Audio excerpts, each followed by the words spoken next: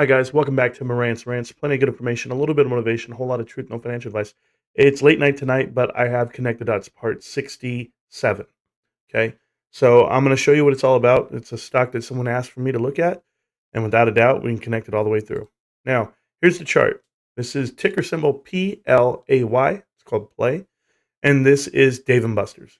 Now, naturally, you look at the chart from COVID at $4.61 all the way up to $69 just a couple of weeks ago. And this is a stock that people think is amazing to buy. Look at it, look at the value, almost at the all-time highs where it previously was. Could it keep going higher? This is something that I'm very cautious about. Would I ever jump into it? Me personally, no. I know other people are looking at it. I looked at the balance sheet. I looked at everything. I did. I looked at leadership. But let's look at connect the dots. Okay, and if you guys do not know what this means, connect the dots. Welcome back to Marantz Rants. Plenty of good information, a little bit of motivation, a whole lot of truth, no financial advice. Connect the Dots is a series on YouTube that shows you how private equity leverages publicly traded companies and demolishes them from within. Because as you know, private equity loads up companies full of debt, full of growth, as you would call it, and then they dump them on the public. They go public, they get you to buy into it, like you do right here, and then they'll pull it from you and or force it into bankruptcy. So this is Connect the Dots. This is a playlist I have on YouTube, and you'll see it. So as you go through all these videos, we're now at 67 tonight. So let's go ahead and talk about this. First, we're going to look at Dave & Buster's. The reason why we look at Apollo Global reportedly mulling to acquire Dave & Buster's, this is back in 2014, why this is a problem, was because Apollo already owned Chuck E. Cheese. So they owned the counter to what Dave & Buster's is, but they went ahead and got rid of Chuck E. Cheese. They let him into bankruptcy, like most people know, carved out the assets, and now you have the winner, which is Dave & Buster's. So you're going to ride out Dave & Buster's for a while. But here's where it comes to an end. As I look at it, Dave & Buster's right here went ahead and did a new deal. It's right here. Dave & Buster's announced the acquisition of Main Event, which is a bowling alley, some arcades, a lot of things. They partnered up for $835 million. Chris Morris to become the CEO of the combined entity upon closing. So what does that mean? KKR already owns a good amount of shares in Dave & Buster's. During 2020, they went ahead and bought in at the very bottom at $4 a piece, and now they're pumping all the way through. So if they bought in at the bottom, and these guys went ahead and did this deal, who did they buy it from and why are they in it? But let's look at the board of directors right here for Dave & Buster's. First one's going to be Kevin Sheehan, chairman of the board. When I look at Kevin, go ahead and look at where he's been before. Norwegian Cruise Lines, okay, sounds familiar. Servius Capital, I know that sounds familiar as well. Avis Rent-A-Car, Avis Budget Rent-A-Car. And as you can tell, Hertz Rent-A-Car as well. This is and PHH Corporation. These are all private equity deals with Apollo, the whole run. Okay, so if you guys are not familiar, that's what it is. Oh, and it ruined. Oh no, don't do that to me. Let me get that back. You're looking at this girl. You don't need to look at her. She's nobody. Not for what I'm doing. I don't know why my computer's acting funny. I just got rid of the screen that I needed. So we'll go back to it. Okay. I don't have a problem going back to it, guys. Remember, no edits, no cuts. We're fine. Let's look at the board of directors here. Okay, so we found him. So the next one's going to be Chris Morris. Chris Morris is the inherited CEO. Okay, remember, Dave & Buster's buys Main Event. They then take in a CEO. Who's the guy that they adopted? His name is Chris Morris. Why you would take the acquiring company CEO and make it your own when you're Dave & Buster's and you're the name, you're the brand, we'll only know. But if I show you who he is and where he's from, then you'll know everything. He's from CPK. He's from Chuck E. Cheese. He's the one who was there when Apollo was owned. So this is an Apollo plant into your company coming in the back door through an acquisition. Now, who approved this acquisition? James Chambers. He's a director on this board of directors from partner. He's a partner at Hill Path Capital, but previously from 2009 to 2016, Apollo Global Management. He worked for Apollo directly. He was also a Goldman, Chuck E. Cheese, Peter Pan Pizza, Primetime Maritime Tankers Corp, Gulf, Wolf Resorts, which we've talked about before, SeaWorld. This guy's been everything a part of private equity, okay? One of the board of directors. The next one, this individual's from Pepsi, Pier 1 Imports, private equity, and drove them into bankruptcy. Next one we're going to look at is here. This is Michael J. Griffith, and he was with Activision Blizzard, went ahead and did the partnership there, but I was looking at him. I don't think I really cared for this guy too much, other than the Activision part. But Gail's from Wyndham. That's an Apollo deal.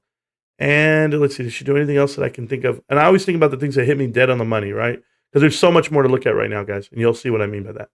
The next person is Hilton. Lowe's Enterprises. We know Lowe's Enterprises. That's going to be the AMC, Apollo, that whole connection. We've talked about it. And this is Pepsi, Turner Broadcast. We've talked about Turner. We've talked about private equity. Okay, so we know this. Backdoor deal, got in, snuck in, fine. Who did they buy it from? They actually bought this company, as you saw that deal being done. But here it is. It's from Redbird Capital Partners. So Redbird Capital Partners, they went ahead and they've done deals with Elliott Global Management. Well, Elliott Management, they actually are the ones who own the rights to Top Gun Maverick, which kind of kills me because Redbird Capital Partners, like, well, then that was private equity this whole time, pumping out their movie, trying to be number one. But the guy who's in charge here is a guy by the name of Jerry Cardinal, I believe that's his name, Jerry Cardinal. And I looked into him solely. Like, I had to go in there because Redbird is filled with private equity, right? So to give you an example, Apollo offers $11 billion for Paramount Studios. Everybody heard this headline last month, and everybody was talking about Marantz. They're going to buy him. They're going to buy him. Well, if you looked at it, Apollo was making a deal on Paramount, but they were partnered up with Skydance Media and Redbird Capital Partners. That's who Apollo was partnered up with. Well, guess what? They just bought Main Event from Redbird Capital. Who is Redbird Capital? This guy, Jerry, I'm telling you. Who's Skydance Media? They're the same thing, and I'll show you right now. So Apollo, among the private equity firms considering a Redstone buyout, which is cool. Paramount is ready to buy out and sell out, and if they do sell out, they're selling to private equity because this guy named Jerry, right? This is the head of Redbird Capital Partners. He's also at the Macquarie. If you guys are not familiar, we talked about these guys when we were talking about the Naked Group, the ones that are coming out of Australia, private equity out of Australia. And we had talked about them on other deals, other companies. I think Yellow Freight had board of directors tied in with them. But this guy right here in particular, 20 years at Goldman, a partner, but on the board of directors at all these other companies.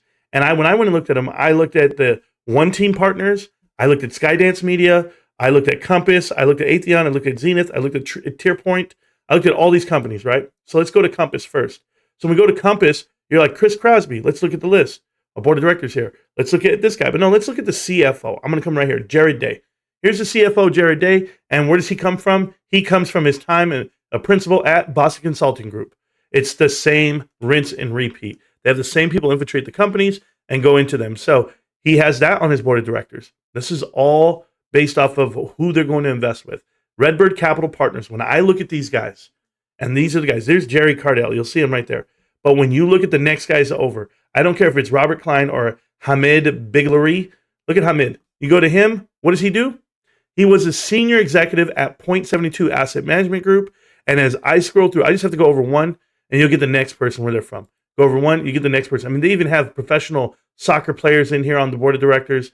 If I look at this young lady here, Julia Whitland, she's from, Epic Games, Rivenin, and BlackRock. 15 years at BlackRock, right there. So she's with Redbird right now. Everybody's at Redbird. See, there's Z. There's the Zaltin guy, right? He's a soccer player. You think he knows anything about finance? I doubt it.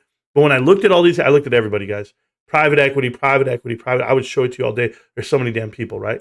We'll go over to Tierpoint. When I look at Tierpoint, same deal. I looked into these guys. I start clicking away. You find out who's from, I would tell you, like, Boston Consulting Group. Who's this? Who's that? Look at this. Tyler Alexander. He's Redbird Capital Partners on Tier Group on this one as well.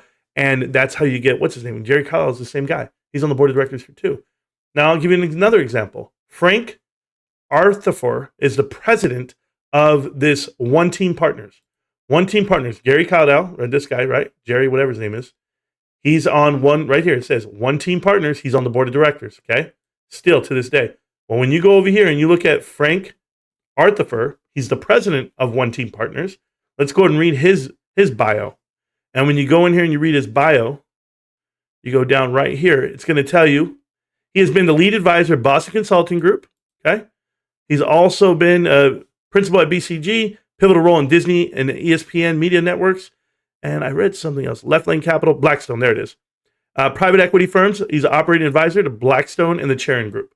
Remember Charon, Peter Charon? We talked about all this on board on what we're doing here. Skydance Media. He's on the board of directors of Skydance Media. Well, guess who runs Skydance Media? A young kid by the name of David Ellison. You guys ever heard of him? Doesn't he look, he's just, how the hell is this guy in charge of anything? Oh, my bad. He's the son of Larry Ellison, the billionaire, Mr. Oracle himself. So that gives this guy's keys to the kingdom. And what does this guy do? As you read it on down, he is right here getting money. Just read this right here. In 2018, Skydance had entered a partnership with Tencent Holdings Limited, the leading provider of internet value-added services in China. In 2020, he announced formation of strategic partnerships with Redbird Capital and CGE&M, accumulating in a 275 million equity capital expansion. Guess who gave him the money, guys?